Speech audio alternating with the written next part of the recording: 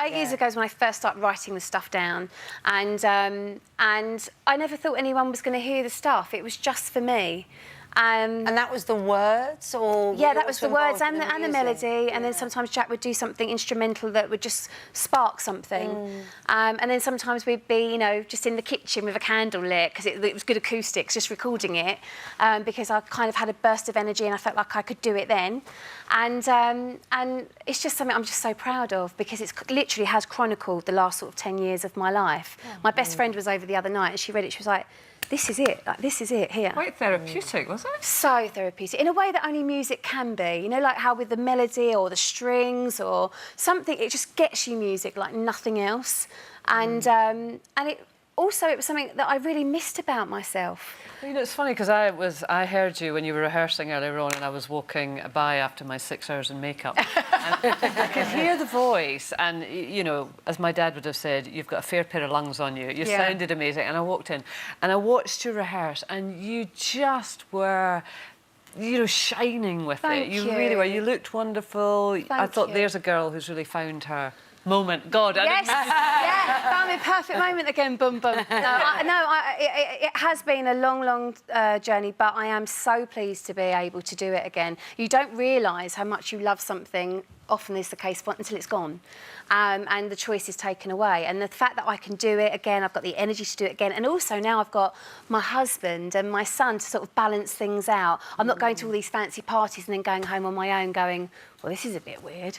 You know. Talking about your husband, Jack, you work really closely with him. Is that ever difficult as a dynamic? Yeah, I mean, sometimes there can be your harshest critic, can't they, your other halves? And so when we're doing music together, if I sort of don't like a string line or I don't think it sounds very good, I tell him, and he said it's like it's a knife in his stomach. And it's the same with me. He goes, you can do a much better vocal than that. You know, or those lyrics can be stronger. You've copped out with that lyric. And I go out and I go, oh! And then we have a cup of tea and the baby's watching Mickey Mouse Clubhouse and it's all fine again. But yeah, we have worked really closely together and he's held my hand along the way, 100%. He's been my champion. A lot of people didn't know how to react when I was so poorly because I'd always been like Superwoman, really. I'd always been able to do anything and everything I put my mind to and push beyond my limits for too long. And some of my family were just, went a bit in denial. They didn't quite know how to cope with it. But Jack... How long had you been with Jack when you fell ill? I've been with Jack a couple of years when I fell ill. Quite a pressure on a young relationship. Really young relationship. And I've said on the show before, there were so many times I said, listen, this is no fun for you. Sometimes I'm sleeping 17 hours straight. Go out, have fun. This is no fun in a relationship, you know. This isn't what you signed up for. And he just didn't. He said, you can't give up. And, you know, when you love someone, it is through the good times and the bad times. You can't just be a fair weather partner or husband, you know. You must be so proud of her with the music and also really wanted her to get back got lipstick on his cheek. Good look. It's a good look. Can I just warn you that when we did a radio tour, they went, what's it like working with Martine? You've made a magical album. What do you think? He went, it was good. I'm not and he's so chatty in real life. Yeah, I'm like, yeah. Last time I did do this show about nearly 10 years ago, and I was like gripping on like this. I was so nervous, but luckily the attention's not on me. So it is now. We're all looking at you. Because you seem to be the perfect man. I know. He's rescued Martine. He's not the perfect man. Don't bring him up too much. She's so nice about me on TV and radio, and then we're in the car on the way home. You're getting on my nerves. You know, the typical marriage, the ups and downs. Yeah. You know, we're by no means the perfect relationship. Jack, Martin's been really honest, saying there was a point in the relationship that she said, right, you go, this is no fun for you. I mean, you know, in a young relationship, was there a moment that you thought...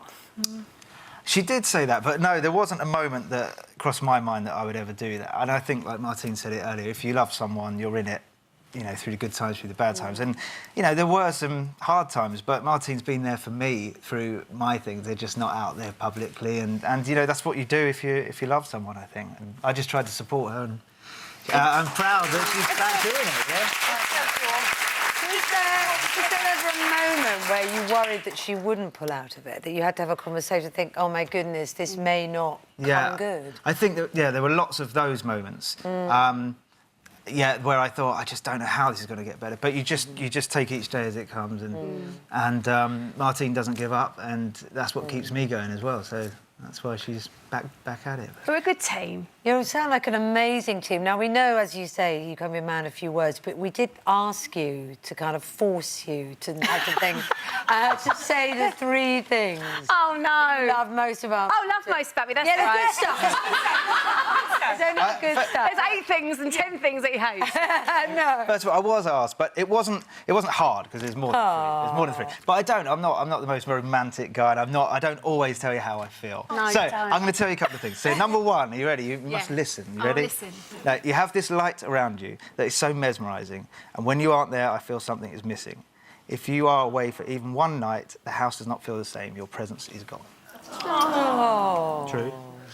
I love you, Jack. We all want Jack. No. This will be over soon. Sorry. Number 2, I love your smile. You have so many different smiles that you pull throughout the day, and I never tell you that. So that's another little thing.